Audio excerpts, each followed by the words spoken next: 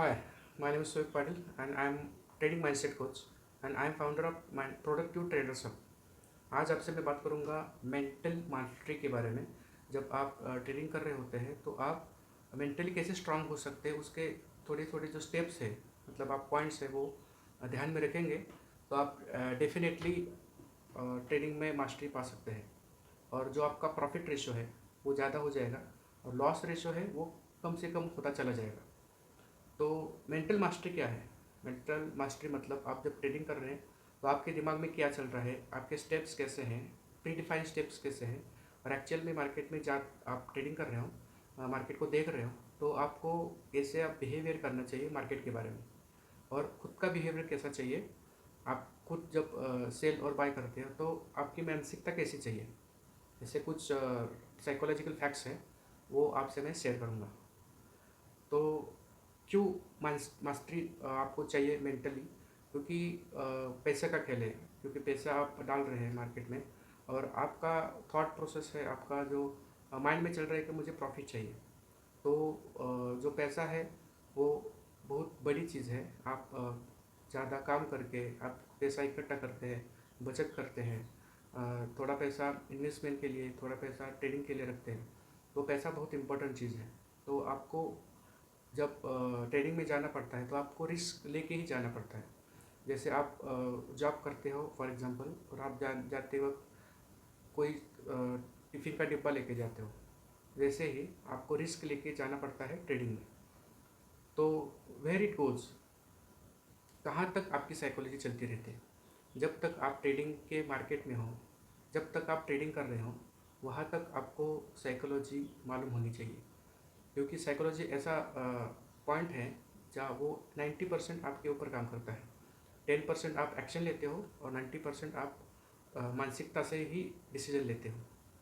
तो पहली स्टेप है decide trading daily for your trading. मतलब आप जब ट्रेडिंग कर रहे हो तो आप डिसाइड कीजिए कब ट्रेडिंग करना है, ना कि कभी भी आपको जब लग रहा है कि मार्केट बुलिश हो रहा है तो आप ट्रेडिंग करते हैं और आपको लगता है न्यूज़ आ रही है आपके व्हाट्सएप पे या आपके न्यूज़ चैनल पे न्यूज़ आ रही है कि बुलिश हो रहा है, सब बोल रहे हैं कि बुलिश हो रहा है, तब आप डिसीजन लेते हैं, या आपको लगता है कि वो बुलिश हो रहा है तब डिसीजन लेते हैं। वो बहुत इंपॉर्टेंट है। और उसका टाइम भी डिसाइड चाहिए कि आप ट्रेडिंग कब कर रहे हो, आपका ट्रेडिंग का टाइमिंग क्या है, आपकी फ्रिक्वेंसी क्या है, वो आप पहले डिसाइड करोगे तो डेफिनेटली आपका रेशो जो है वो बढ़ता चला जाएगा। Don't mentally think too much about your market, वो तो है ही। क्योंकि आप जब ट्रेडिंग नहीं कर रहे हैं तो आप मेंटली कहाँ पे हैं, उस काम पे आप ध्यान दे रहे हैं। फुल ट्रेडर है तो आपको ध्यान देना पड़ेगा, लेकिन आप पार्ट टाइम ट्रेडिंग कर रहे हैं तो आपको मेंटली वो मार्केट का जो सोच है, मार्केट की जो सोच है, वो आउट ऑफ माइंड रखनी चाहिए। क्योंकि आप जो काम कर रहे हैं उस पर ध्यान नहीं जाएगा। आप फैमिली टाइम दे रहे हैं तभी भी मार्केट का सोच रहे हैं, आप थोड़ा इंपॉर्टेंट काम कर रहे हैं तभी मार्केट का सोच रहे हैं, तो आपका घर का ना घाट का ऐसा स्थिति हो जाएगा। मतलब आप फुल्ली फोकस्ड कभी भी कहाँ भी नहीं रहेंगे, क्योंकि आप ट्रेडिंग कर रहे हैं तो घर का सोच रहे हैं, और घर का काम कर रहे हैं तो ट्रेडिंग का सोच रहे हैं। आप फुल्ली फोकस्ड रहिए, जब आप ट्रेडिंग कर रहे हैं तो ट्रेडिंग का ही सोचिए, आप घर का काम कर रहे हैं तो घर का ही सोचिए। ये भी साइकोलॉजी का एक इफेक्ट है। नेक्स्ट है मार्केट निगेटिविटी रिमाइंडर। एक बहुत बड़ा हैक है मार्केट रिमाइंडर रखने के लिए। क्या होता है, आप जब ट्रेडिंग नहीं कर रहे तो आप 6 घंटे का या 7 घंटे का 1 बाय 1 1 घंटे का रिमाइंडर रख सकते हैं कि आप उस टाइम पे मार्केट का क्या सोच रहे हैं, निगेटिव सोच रहे हैं या पॉजिटिव सोच रहे हैं। फॉर एग्जांपल 3 घंटे का लेते हैं, 12 बजे एक आप रिमाइंडर रख सकते हैं कि आपको रिमाइंडर आएगा कि what is thought your thought process. आप लिख सकते हैं कि उसी टाइम आपके दिमाग में मार्केट की क्या स्थिति चल रही है, ऐसा सोच रहे हैं आप, नेगेटिव सोच रहे हैं, पॉजिटिव सोच रहे हैं। फिर 1 बजे एक आप रिमाइंडर रखिए और वहाँ पे सोच के देखिए कि आप कौन से नेगेटिविटी में हैं या पॉजिटिविटी में, वो भी लिखिए। 2 बजे का रिमाइंडर रखिए और 3 बजे का भी। ऐसे 4 रिमाइंडर होंगे तो आपको एवरेजली पता चल जाएगा कि आप मार्केट के बारे में नेगेटिव सोच रहे हैं या पॉजिटिव सोच रहे हैं। ये आप 7 दिन तक कर सकते हैं, तो आपको बेसिक एनालिसिस आपका खुद का हो जाएगा कि आप मार्केट के बारे में कैसे सोच रहे हैं। नेक्स्ट है take special time for your market analysis. मतलब आप जब ट्रेडिंग कर रहे हैं तो आप सेल और बाय का सोच रहे हैं, चार्ट का सोच रहे हैं, एक्चुअल टेक्निकल एनालिसिस का सोच रहे हैं और प्राइस एक्शन का सोच रहे हैं, तब आप वही का सोचिए।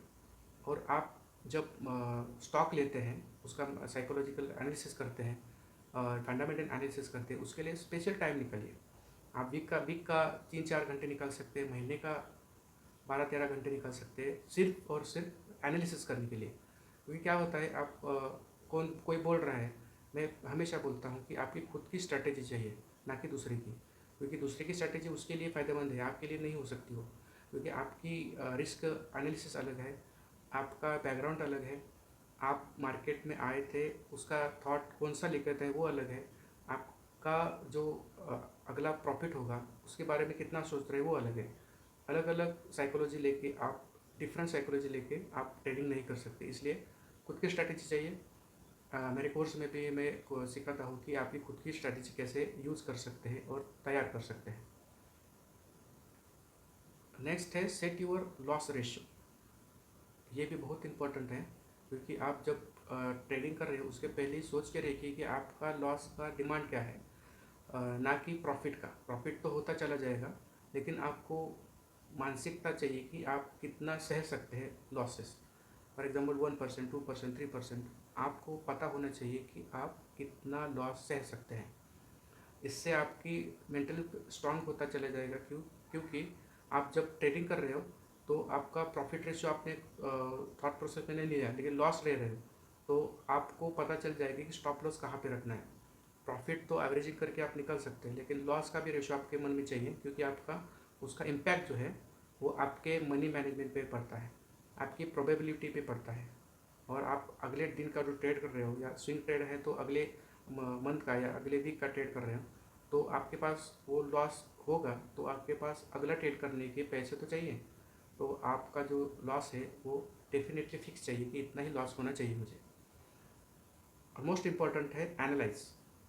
जितने जितने अभी मैंने स्टेप उठाए हैं, आप जब ट्रेड करते हैं तो उसका एनालिसिस कीजिए, ना कि वो छोड़ देंगे। क्योंकि आप स्ट्रेटेजी यूज़ कर रहे हैं खुद की, तो ये एनालिसिस बहुत इंपॉर्टेंट है। और आपका जो माइंडसेट है वो ठीक तरह का रहेगा जब आपको पता चलेगा कि मैंने पहले कौन सी गलतियाँ की थी और आगे वो नहीं होनी चाहिए। तो एनालिसिस बहुत इंपॉर्टेंट है, ये मेंटल हैक है।